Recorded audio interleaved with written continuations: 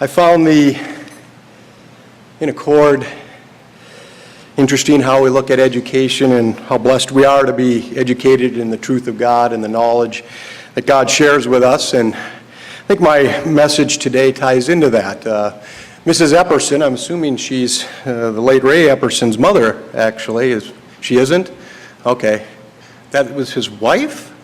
Oh, okay. I apologize. Well, she made an interesting comment about how participating in the education programs actually informs her how to pray for how God is educating the next generations, right? I want to talk about that today, the generations. I recently came across an article that discussed character traits of a generation that was called the greatest generation. The greatest generation was a term that was coined by Tom Brokaw. He was sent on assignment in 1984 to Normandy in France, and they were having the 50th anniversary celebration of the battle at Normandy Beach, what they called D-Day. And many veterans from the war at the time were there for that memorial time and to commemorate that very sobering experience. And it was from that event and that being there and talking to these individuals that he began a quest to go interview and get to know people from this generation that he eventually coined the greatest generation and memorialized in a book called The Greatest Generation. I think it came out in 1998. How many have had a chance to read this book? If you have not, I would recommend it. It's a great, great read. It just tells stories of people from a generation. I'm going to start the message off by reading about one of the individuals that he writes a biography on, and it's a number of individuals that he does.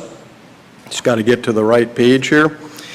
The individual's name is Thomas Broderick. Thomas Broderick. And I'll jump into his story. Thomas Broderick was a 19-year-old pre-med student at Xavier College in Cincinnati in 1942, trying to decide which branch of the service fit his sense of adventure. I'm always struck when I read about a 19-year-old, being I have a daughter who's 17-year-old, thinking about college, and a 15-year-old daughter. This is a 19-year-old young man living in a time where young men tried to figure out what branch of the service they would go into. 1942, in the middle of what they called the Great War, World War II. Many of you grew up during that time. I want to talk about people from that time today, the generations. This son of a South Chicago working class family was bright and ambitious, so he enlisted in the Merchant Marine. They gave us the best deal, he said. If you didn't like it, you could quit. After 10 weeks of training, he went on a mission to North Africa on a supply ship. The pay was excellent, pretty important. 1942 was coming off of a decade where this young man would have lived through the Great Depression.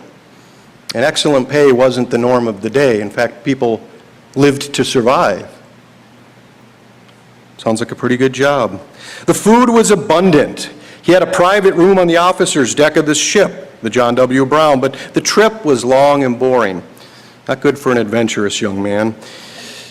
He wanted out of the Merchant Marine. He wanted to join the Airborne so he could be like those cocky paratroopers he saw stationed in Algiers when he visited. I'd never been in a plane before, he says, but it was the challenge I wanted. His superiors in the Merchant Marine were astonished. Here he was, ready to go back to the security of the Merchant Marine Academy for another 18 months of accelerated training, and he wanted to quit. He wanted to quit to join one of the most dangerous outfits in the service during the middle of the war. His officer offered him a 30-day furlough to think it over. Broderick said, "No, my mind's made up." When he returned home, his parents were equally appalled. When he told his draft board what he wanted, the clerk said, "You're nuts." I've been called nuts before, but this guy was really nuts. "I'll give you another month before we draft you so you can change your mind." Broderick declined and said he wanted it now. Tom Broderick spent 17 weeks in basic training for the infantry in Mineral Wells, Texas, before heading to Fort Benning, Georgia, to become a member of the 82nd Airborne, a very famous airborne division. When he finished his training, a captain offered him an instructor's job and the rank of sergeant. Again, Broderick refused the safer alternative, saying he wanted to stay with his outfit and go overseas. Broderick's unit shipped out to England as replacements for the 82nd Airborne men lost in the Normandy invasion. In September, Broderick made his first jump into combat in Holland. He was in the thick of it immediately, the Battle of Arnhem.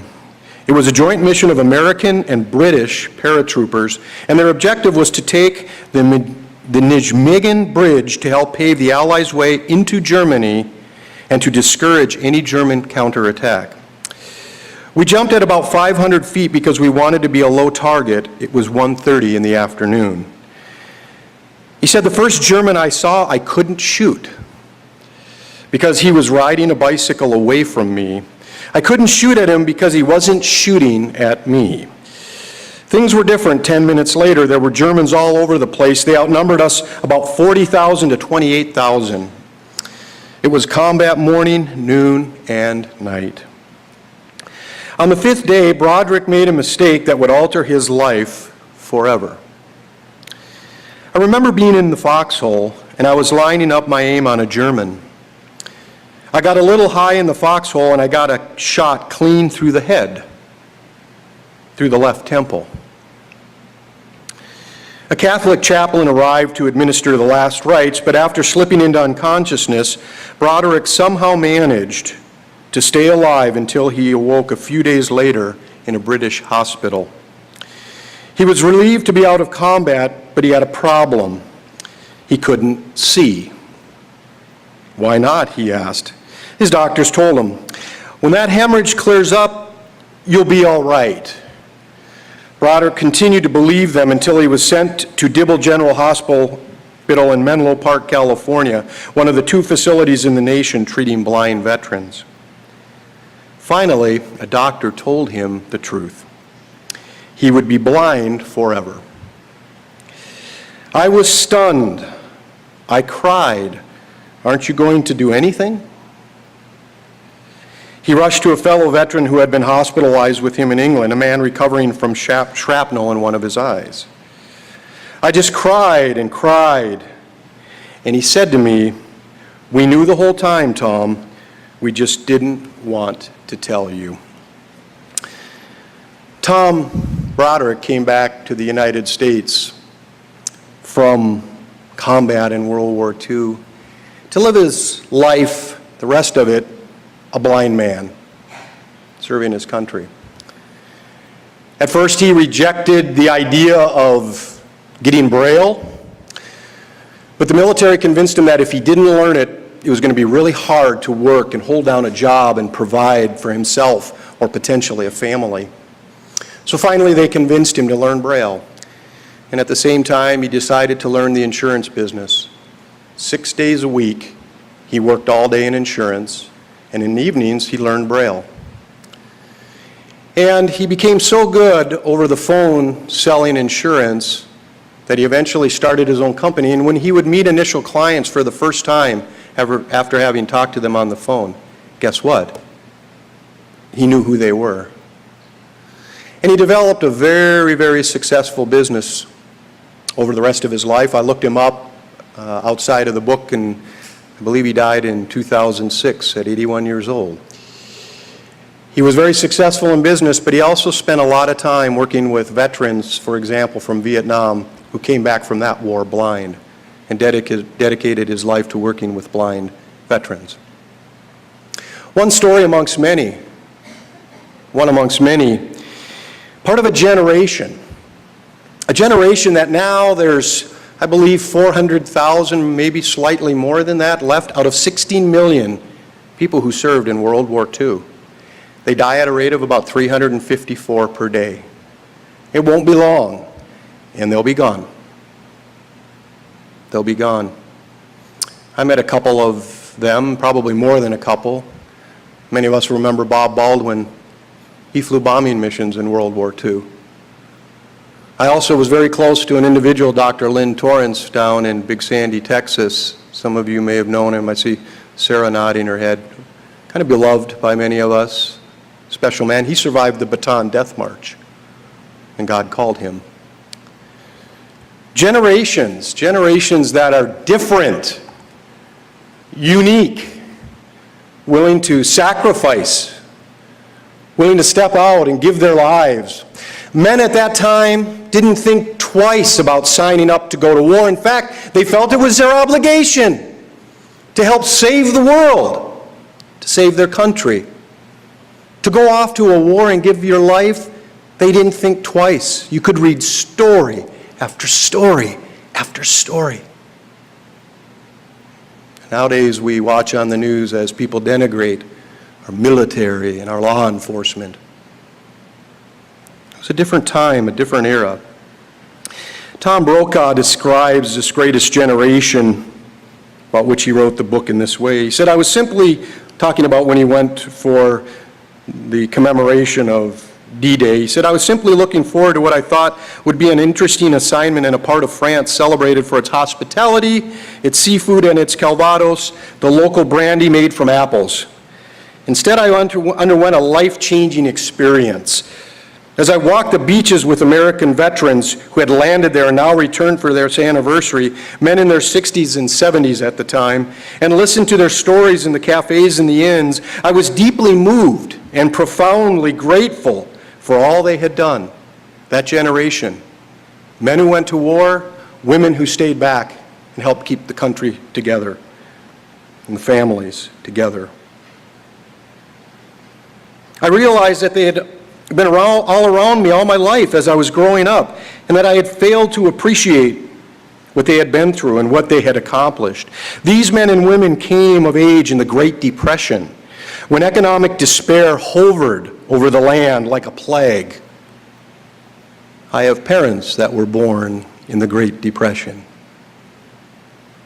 Some of you have parents that were a part of this greatest generation, or the ones that came from that generation. They call them the silent generation. They were born from 1925 to 1945, as my parents were and my in-laws were. A different generation. They were born out of the Depression. Their thoughts, what shaped their lives and how they looked at life. These individuals, the greatest generation, had watched their parents lose their businesses, their farms, their jobs, their hopes. They had learned to accept a future that played out one day at a time. Then, just as there was a glimmer of economic recovery, the Great Depression lasted from 1929 to 1939, and suddenly it was going to get better. War exploded across Europe and Asia.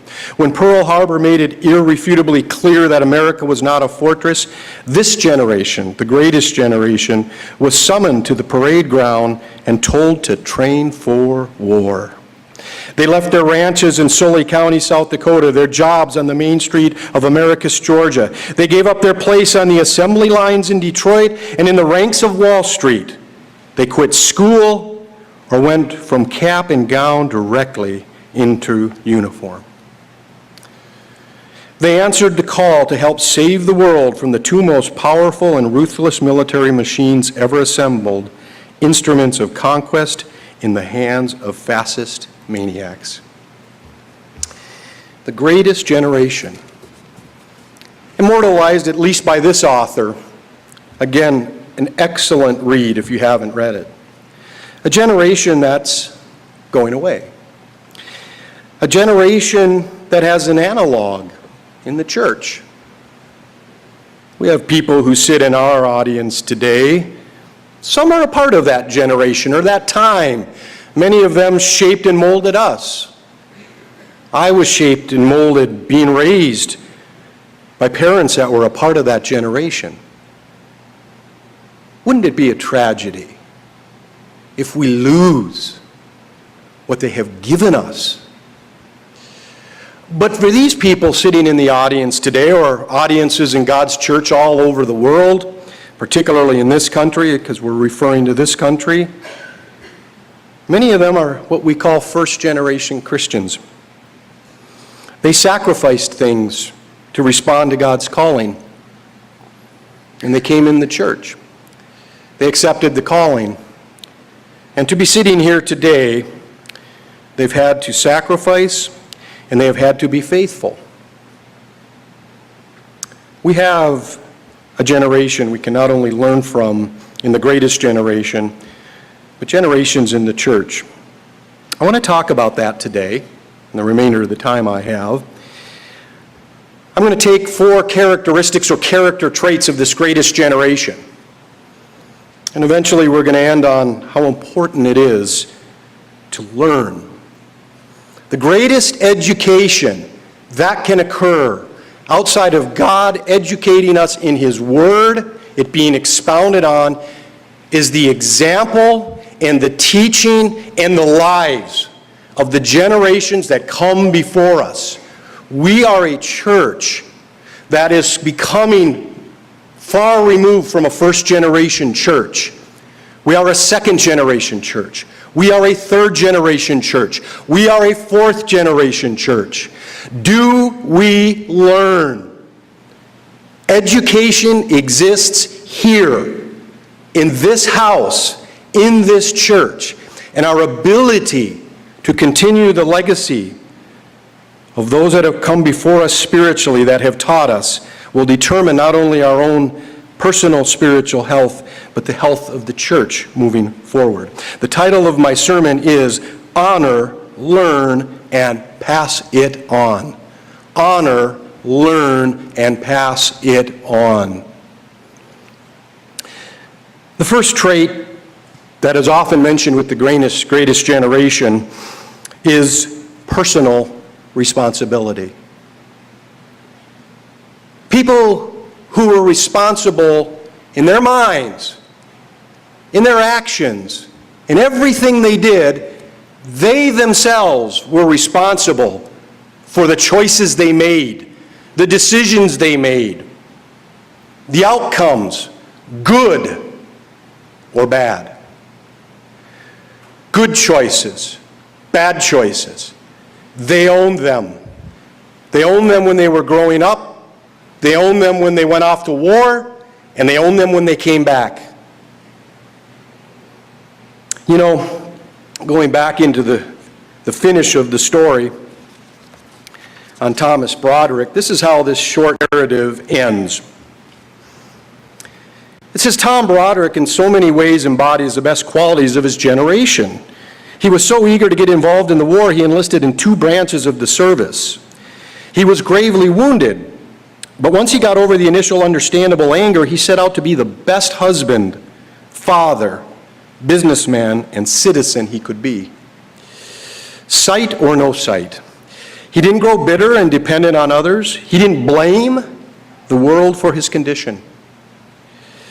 A common lament of the World War II generation is the absence today of personal responsibility. We see that in society. We live in a blame society. You can't turn on the news. You can't watch politics. It's blame, blame, blame, blame. Nobody's responsible for anything except the other side. Individuals, blame, blame, blame. We live in the wine generation, not the drinking wine. The whining generation. That's what we live in, but not this generation. They were all about personal responsibility. Broderick remembers listening to an NPR broadcast and hearing an account of how 2 boys found a loaded gun in one of their homes. The visiting boy accidentally shot his friend. The victim's father was on the radio talking about suing the gun manufacturer. That got to Tom Broderick. So, he said, here's this man talking about suing, and he's not accepting responsibility for having a loaded gun in the house. Tom knows something about personal responsibility. This is how the story ends, at least Tom Brokaw's version. He's been forced to live, and I should say was forced to live because he's now passed on. He was forced to live as a blind man for more than 50 years. And when asked about the moment when the lights were literally shot out of his eyes, he says only, "It was my fault for getting too high in the foxhole. That happens sometimes. Personal responsibility. I was reading, as I prepared for this message, an excerpt from a commencement address to a university by a Robert Gresson Jr., who's the chairman and CEO of Blue Cross Blue Shield. And the commencement address was entitled, "Where the Buck Stops, Personal Responsibility in a Not Me Society." I pulled from the commencement address this. He said, "Getting to a point where everyone does their part requires more than just a call to action. It will take a shift in a collective mindset that is developed because we have allowed an incredibly important trait to slowly leach out of our society's character. That trait is personal responsibility." There was an email going around for a while that I think raises an interesting contradiction about personal responsibility in America. It's an email that tells about the most ridiculous legal cases in the past few years.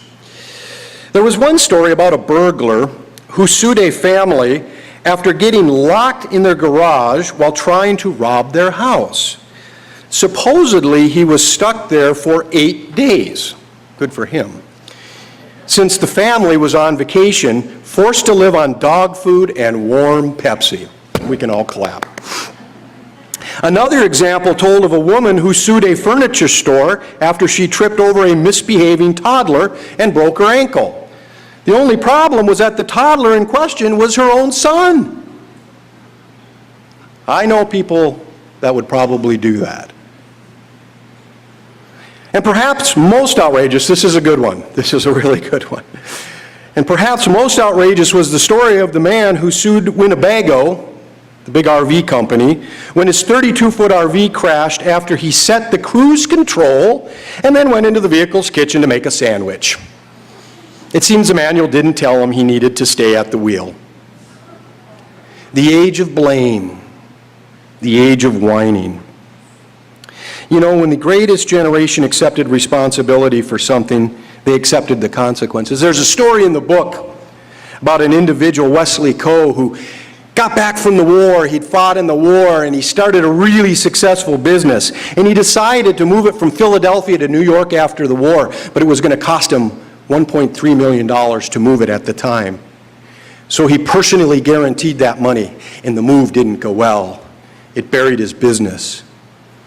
And when he was 70 years old, he decided to go back to work. He said, "It was a big decision to make at the time. I couldn't retire. I hadn't taken out Social Security. So at the age of 70, I had to get a job and start paying back that $1 million loan. I just didn't feel comfortable with declaring bankruptcy. I just didn't think it was the honorable thing to do, even though it would have been easier." I don't know about you, but one thing I never heard growing up, I never heard my parents blame anybody, anything, anyone, any circumstance for their lives. I never heard it. If things went well, I never heard them slapping their own backs. And if things went bad, they took responsibility. I've seen many people in this church over many decades come and go because they decided to blame something or someone in the church, in their lives, a parent, a sibling, a minister, and they don't sit here anymore. They're not here learning. They're not here reaping the rewards from a committed generation. Personal responsibility. Let's go to Deuteronomy 24, just one verse on this. You see, all of these things we discuss here, they're biblical in nature. They're profound principles that are throughout the Bible. In Deuteronomy chapter 24 and verse 16, very simply, "The fathers shall not be put to death for their children, nor shall the children be put to death for their fathers. A person shall be put to death for his own sin. Personal responsibility. One thing we learn from the greatest generation, and I think from the older generation in the church, is that they are personally responsible. It's a great lesson for the second and the third and the fourth generations to learn. By doing that, we honor, we learn, we live it, we implement it, and we pass it on to the next generation. It's godly. The second characteristic, I'm just going to give you 4 today, of the greatest generation, but we see in the generations in the church, is simply humility and modesty. When you read about this generation, that's one that's mentioned all the time. Humility. Humility. What does that mean when you talk about this generation? We talk about humility and its importance a lot in the church, but what does it mean in this generation? I'd like to read from an article written in May of 2014 for the Houston Chronicle by an individual named Joe Hawley, and he was writing about his cousin, a much older cousin at the time, and it's entitled, "Why Cousin Bob and Other World War II Vets Dislike Telling War Stories." You see, World War II vets, they don't talk a lot about their heroics. We talk about them. We drag it out of them because we find it inspiring that people would do what they did.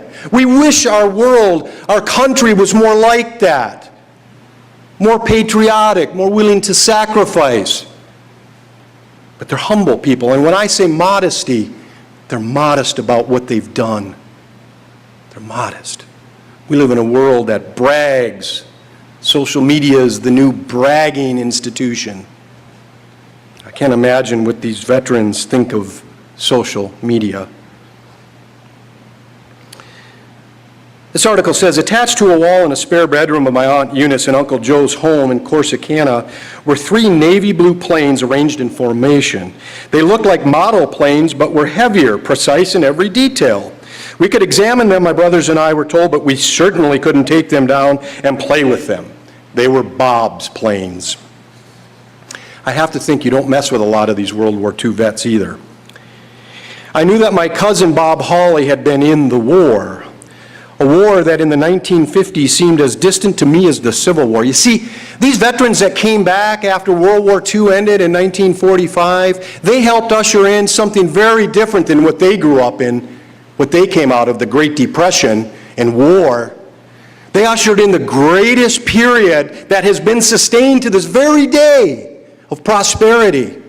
And so their children, me, the baby boomers, my brother who was born in the 50s, we didn't know the world they came from. We heard about it. We heard about it. But we didn't know it because the greatest era of prosperity began. That war became distant. That depression, Great Depression, became distant soon. So it goes on here, he says, I didn't know much beyond the fact that he, Bob, had been a Navy pilot. Maybe I knew that he'd gone down over the Pacific, maybe not. He certainly didn't talk about it. Decades would pass before he told me the story. Decades would pass as well before I realized that Bob is typical. Combat survivors, particularly those of his generation, never saw much point in telling war stories, calling attention to themselves. Now, if there's a war hero, they fought in Iraq or they fought wherever, what do? They write a book, right? They write a book. They start a TV show. Not these people. They didn't write books.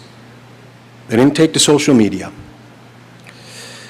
What Bob went through on September 22nd, 1944 was not unlike what a 20-year-old named Bush had experienced just 3 weeks earlier. George H.W. Bush, the senior, the president, had been shot down and was held prisoner by Japanese. His plane was shot down.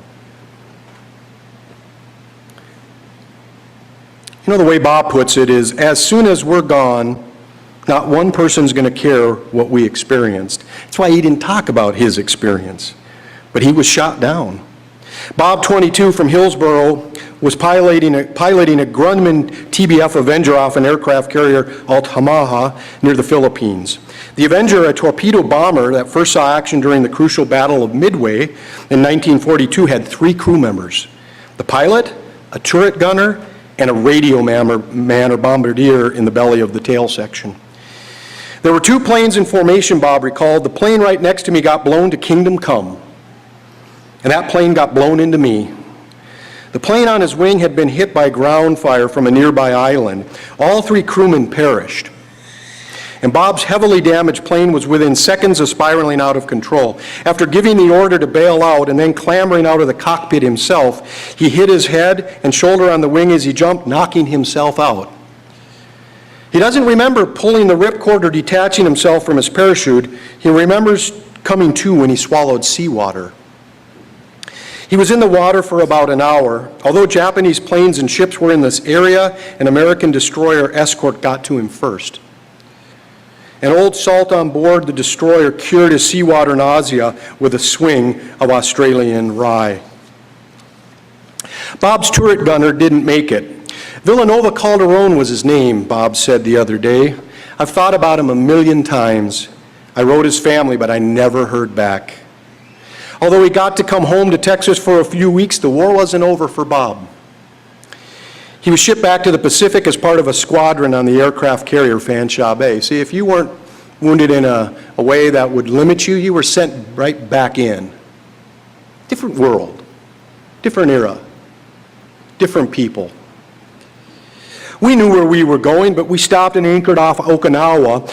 You'd step out on the flight deck, and as far as you could see, there were ships, American ships. We got to within 24 hours of Japan, and the war ended.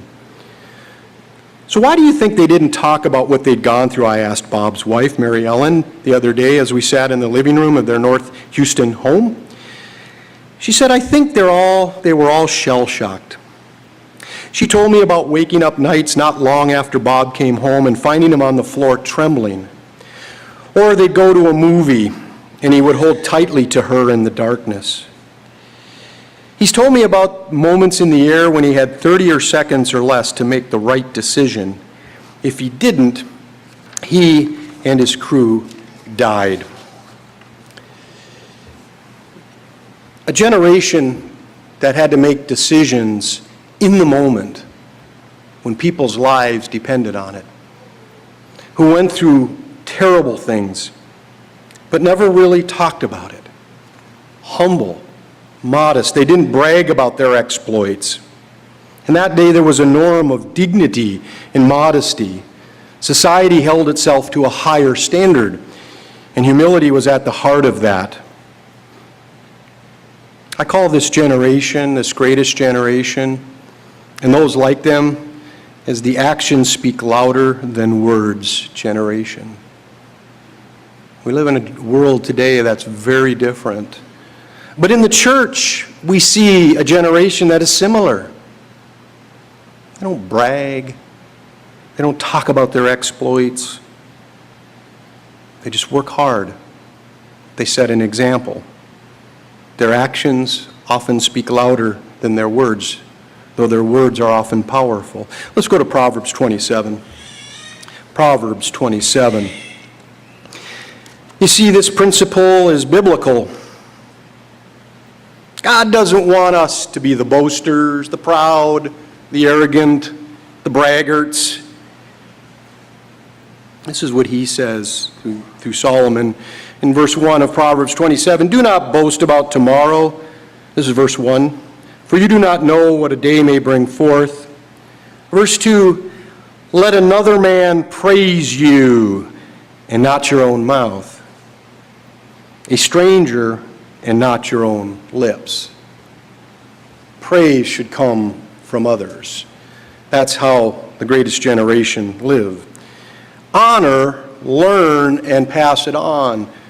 When we honor the older generation in our church, when we honor them by being interested in their lives, their challenges, how they've overcome, they're not going to tell you about it often, but we can ask. Then we honor, and by that we praise them. And more importantly, we praise God in that process. Because we're telling God we're interested in the next thing, and that is to learn. Learning not only by listening, learning not only by observing, which we do observe, but learning by implementing, by following their example, and then passing it on. The next generation must own it. The church must own this. I fear, I'm sure many of you fear, we can be in danger in the church of losing some of these things. Losing the importance of these values and principles, though we espouse many of them. Do we really live by them in the church? Is the second generation, the third generation, and the fourth generation really capturing these things? It is important to ask ourselves these questions, because this generation won't be around forever. There may be a day when we are just a second and a third and a fourth generation church. And there may be a day when it's just a third and a fourth and a fifth. Now's the time to honor, learn, and pass it on. The third characteristic or character trait of this greatest generation, and we see in the church, is work ethic. Work ethic. And what I'll add to that is resourcefulness. You know, I remember, you see, I grew up in a home with someone that, though he didn't fight in World War II, he was highly influenced by the Great Depression, because he grew up as a boy in it and highly impacted by the effects of the war. That was my father.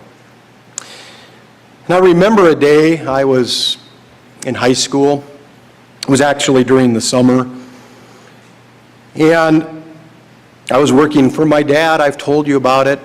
I had a tough job. Listen to me whine. 10 hours a day minimum, hot sun, weather like this, middle of July, August. But I was paid well. So it was worth it. Now I worked down in the ditches I've mentioned, big ditches, sand and dirt all around me, big machine digging a hole in front of me, and I was the lucky one. I got to slop up the pipes and help get them into the next pipe and then sit back while the hole was dug further for the next pipe to go in. We covered them up and we tamped them in. It was a dirty, grimy job, but my dad paid me well. Got paid well. This particular day, though, I showed up on the job, and the sun hadn't been up all that long because we started early, and I was just really happy. Got myself out of bed, alarm clock, got me up. I was even there a little bit early. Dad wasn't able to get on my case for that. Because in my dad's world of work ethic, it involved every little detail. Every detail. No stone was unturned. My daughters have no clue what their dad went through. They've experienced nothing like it. I wasn't allowed, after I put a pipe in, to sit on the side while the hole was gotten ready for the next pipe. I had to go back up to the top and work in between. No one else had to do it, but I did. My brother did, because we were Don Erickson's sons. We never got to sit, never got to rest. And that day, I was excited. I was there early. If anything, Dad was going to give me a slap on the back. I was going to get my first one. Shut the car off, moved my legs out of the car, sat my boots down on the ground, and all of a sudden I saw my dad, who was there, come running towards me. I'm like, ha-ha. I'm going to get my congratulations. And then the full blast came. I wasn't even hardly awake yet. The volume was high. It was like a jet plane. But he wasn't happy. He was looking at my boots because they weren't tied. He was furious. Because if you showed up and you got out of your truck with your boots untied, You were sending the message, I'm not ready to go to work. That's the nice, little, easygoing, loving Don Erickson you all know. That's the world they lived in, they taught, and he had a very successful business, as did my uncle, who grew up in that generation. You know, I was thinking a couple of years ago, I'm not teaching my kids a work ethic. I don't talk a lot about work. I mean, I tell them a little bit here and there, but I don't take them into work. They certainly don't work for me like I worked for my dad. What am I really teaching them? And then my oldest daughter said, I'm going to get a job, because we were going to tell her to get a job in between her 10th and 11th grade year in the summer, and she said, I'm going to get a job, and she got a good job at Target. Paid her pretty well. I was like, well, at least it's not a complete cataclysmic failure. We didn't have to tell her to go get a job. We didn't have to tell her. She actually came up and said she was going to do it. This summer, she's got 3 jobs. I had to tell her, slow down a little bit, Emmy. Slow down. But yet, Colleen and I failed. We failed. We didn't teach them enough. I wasn't going to push my younger daughter to work till next summer in between her 10th and 11th grade years, but she said, I'm going to work this summer, Mom, Dad, and she's got a job at Subway. We've all had our Subway jobs, right? You know, we've all been there, right? At least the sandwiches are pretty good, and I get them for free, so that's all I care about. She said it's legal. You can give your parents free sandwiches. But we didn't teach them. Or did we? Or did you teach your kids? At the end of the day, great work ethic comes from our example, right? We work. We were taught to work, right? All of us here, by that generation, we were taught to work. I wasn't the only one taught to work by my fanatic, crazy dad who had an idea on work ethic that I'm thankful for now, but we were taught to work. And so when we work, when we serve, when we set that example by doing what we were taught, by passing on what we learned from one generation, we pass it on to the next. There are other ways. If you own a business, or you can take your kids into work and have them work with you, all the better. You can teach them hands-on. But we teach. You know, that generation had to learn to work hard because they'd grown up in the Great Depression. They had to be resourceful. They didn't have much. They had to work to literally put food on the table. The Great Depression started in 1929 and it ended in 1939. It peaked in 1933. In the first 5 years of the Depression, which started in 1929, the economy shrank 50%. Unprecedented. We've never heard of anything like it since. The Great Recession that we went through, which had its difficulties, paled compared to that. In 1929, economic output was $105 billion, which measured today would be about a little over $1 trillion. By the end of the first year, 6 months later, 650 banks had already failed. In 1930, the economy shrank another 8.5%, and by 1932, it shrank 12%. So the country had suffered years of economic contraction. It was half of what it was at the peak, about the time my father was born. Unemployment peaked out at 25%, but that doesn't speak to underemployment. A lot of people just subsisted. You know, during this time, another unfortunate tragedy happened, and that was the Great Dust Bowl. How many of you have heard of the Great Dust Bowl? Happened in our farming, the heart of our farming country, the Dust Bowl. Probably the greatest drought that our country has experienced in modern times. And it was a true drought. And it was also caused by poor farming practices. And so there was food shortages as a result. People had to get very resourceful. If you buy 12 dozen eggs today, you eat them. That's why you buy them. If you bought 12 dozen eggs, or you got them back then, you'd eat them. Or you'd use them to trade with if you didn't have money. Today, if we buy our aluminum foil or what they call tin foil, then we wrap things, and then when we're done, we throw it away. Not that generation. They threw nothing away. You can read about the uses they had for tin foil. They would use it till they had to throw it away, till it had no more usefulness. It was a different era. During the Dust Bowl, a new phenomenon started, shanty towns. How many of you heard of shanty towns, or what they call Hoovervilles? Little towns popped up all over the country where little shacks would build up and communities would form, and people would subsistence would live together. Maybe I have never asked my parents, maybe they saw a shanty town. I don't think they lived in one. Over 1,000 of them popped up in the country.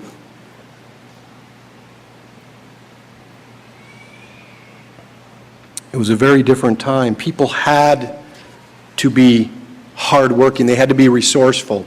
They had to value a dollar, a quarter, a nickel, a penny. They came hard. And you had to be resourceful. Brokaw said this about his father. You see, you didn't typically buy something unless you had to. He said, my father, Red Brokaw, who was a part of the Greatest Generation, was a blue ribbon member of the Fix-It generation. My mother learned not to say aloud what she needed. Let's say a new ironing board, because my father would immediately build her one. She liked to buy something from the store occasionally, so she didn't want to mention it to his father, because then he'd just build it and she couldn't buy something. How many of us have built an ironing board? Probably some of you have. When I was a young man in need of spending money, I mentioned that I could mow many more lawns if I had a power mower. I had a snazzy new model from Sears Roebuck in mind. My father went to his workshop and built a mower using an old washing machine motor. He welded pipes for handles, a hand tool blade, and discarded toy wagon wheels mounted on a plywood platform. That was Tom Brokaw's first lawnmower. He painted it all black, and it was a formidable machine. At first I was embarrassed, but then as it drew admirers, I was proud of its homespun place in a store-bought world. Let's go to Proverbs chapter 21. Proverbs chapter 21.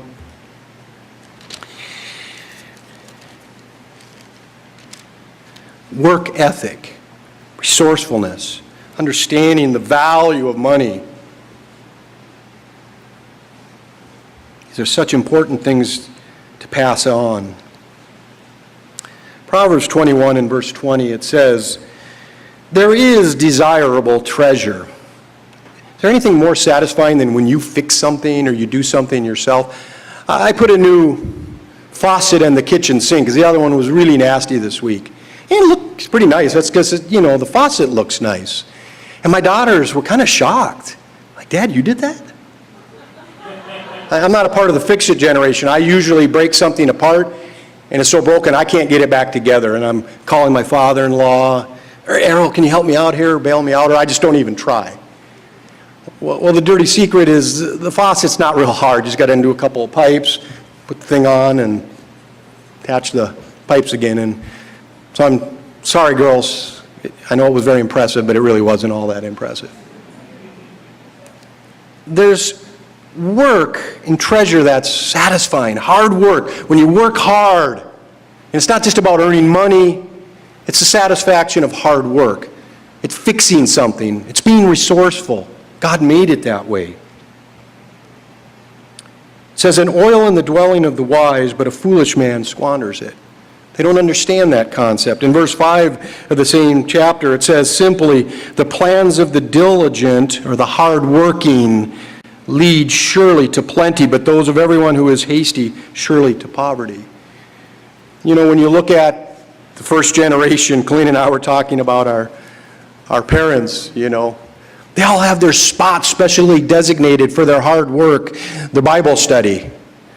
My father-in-law has always had a desk just for Bible study, and he uses it every day. Maybe some of you have that special Bible study desk, because it's that important. Work ethic.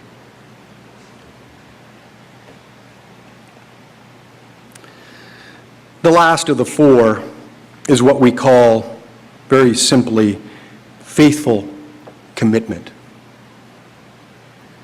Faithful commitment. Now here, in terms of the greatest generation, I'm referring to their commitment to marriage and their families. Now, of course, we teach that in the church. It's a strong point of what we teach. But they were committed in a way that was very unique because they were committed through very, very difficult times and very, very good times. It's a commitment through the good, the bad, and the ugly. Because marriage and family has good. At times there's some bad. Bad things can happen. Trials can enter. And sometimes there's even ugliness. Most families in here, if not all, have experienced that. But that generation had faithful commitment. You know, Tom Broderick eventually married Eileen, his wife. They dated when she was 23, and she came home that night. He was blind. She told her best friend, she said, "I'm going to marry this guy. I know it." She was that impressed with his work ethic, with what he stood for. She was a nurse. And her friend said, "You're drunk.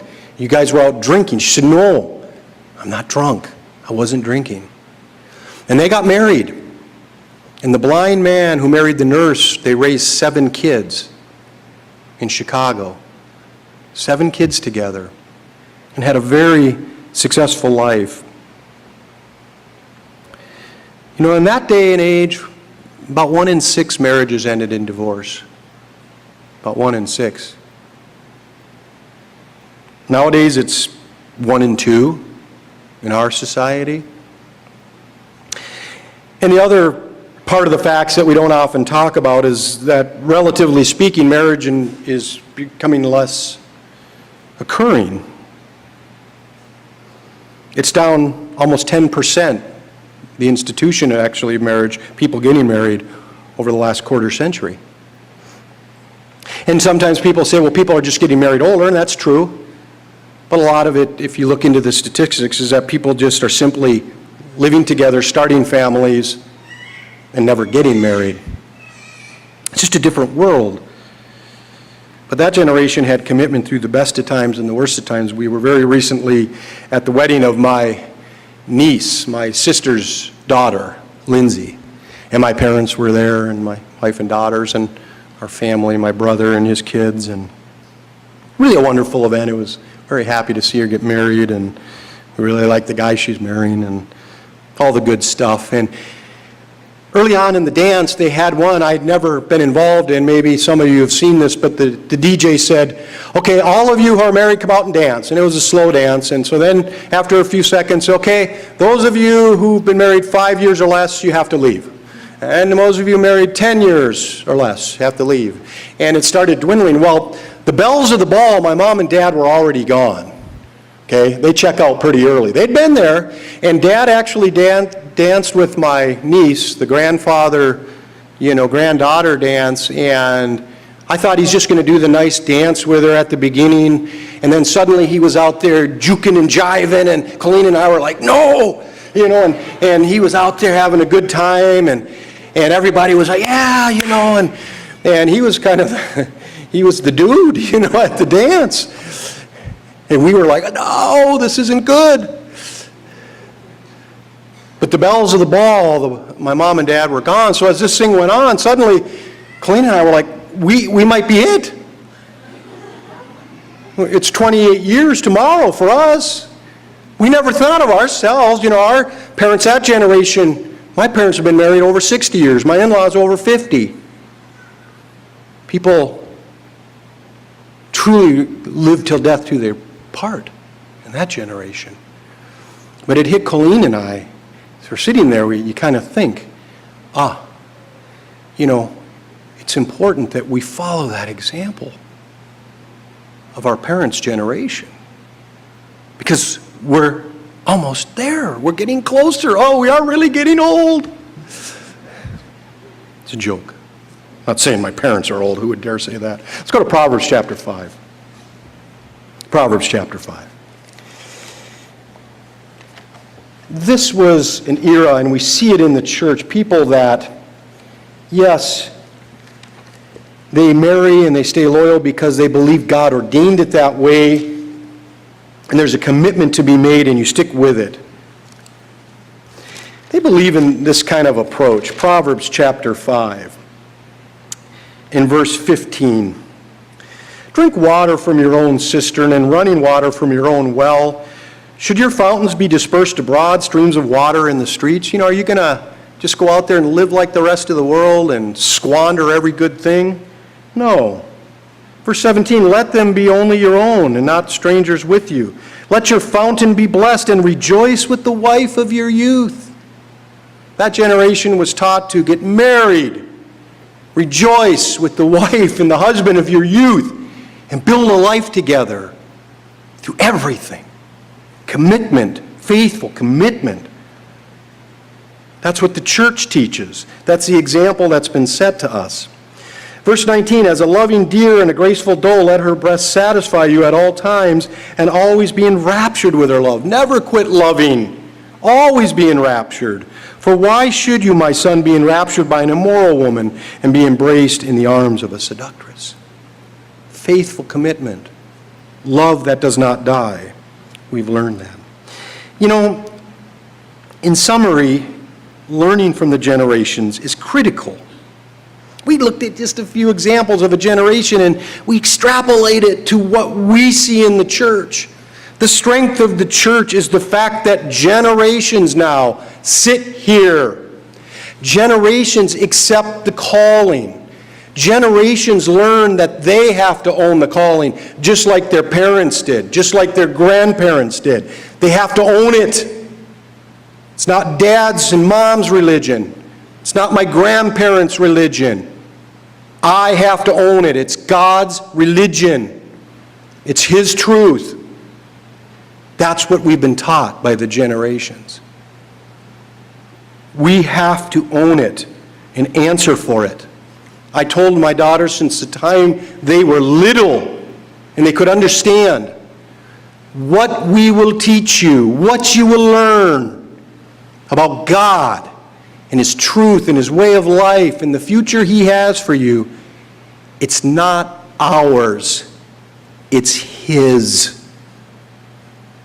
And we've told our daughters from the time that they are young, you will have to own this before God. Younger generations, you own it. The generations before you have come. You must be responsible now.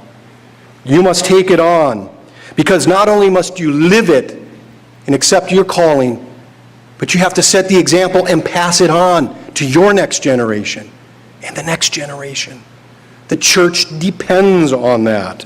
The church depends on it. Honor, learn, and pass it on. Let's go to Psalm chapter 78. Psalm chapter 78. We'll end on this set of verses today. It summarizes the power of the generations and how God has looked at it. God does say in other parts of the Bible, He says, if you humble yourself before me and obey you, things will go good. I'm a merciful God. I'm a loving God. But if you don't, it will play out badly for 3 to 4 generations later. But He also says, if you obey me, I will bless up to 1,000 generations, He says. Up to 1,000 generations. Psalm 78 talks about how we take what we have seen and we learn this example of obedience, commitment to God. Psalm 78 and verse 1, give ear, O my people, to my law. Incline your ears to the words of my mouth. I will open my mouth in a parable. I will utter dark sayings of old, which we have heard and known, and our fathers have told us. We will not hide them from their children, telling to the generation to come the praises of the Lord.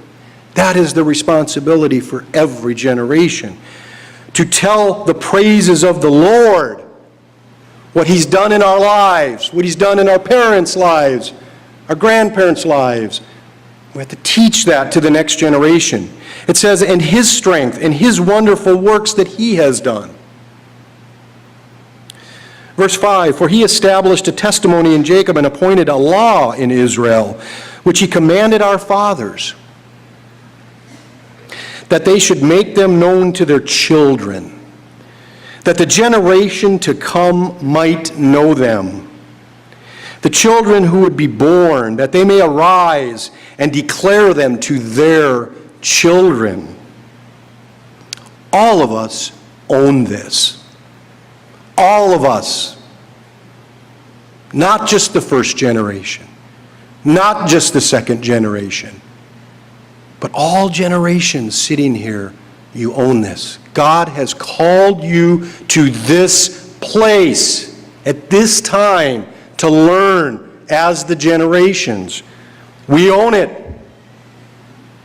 We answer to God. No one else answers but us, individually, to Him. That's what this is telling us. We must teach the next generation. Verse 7, that they may set their hope in God and not forget the works of God, but keep His commandments. Live according to His way of life. And may not be like their fathers, a stubborn and rebellious generation, a generation that did not set its heart aright and whose spirit was not faithful to God. Who is the greatest generation in the church? Well, in a way, we look at this first generation and we say they are a great generation, and they'll never take credit, and we won't necessarily give just them the credit. The credit goes to God. But really, the greatest generation will always be that generation, that next generation, that chooses to look at the previous generation and see how God has worked in their lives and how they submitted to God, to incorporate that in their own lives, to accept the calling, to live it, and to pass it on. All that glory goes to God. That is the most important challenge in the church today, because we are soon not going to be a first-generation church. There may be some, but we're not trending that way right now. We are a church that is becoming a second, a third, and a fourth. Who is that greatest generation? It's the one that commits, like previous generations, to God's truth, to His way of life, and to His plan, and goes forward. Honor, learn, and pass it on.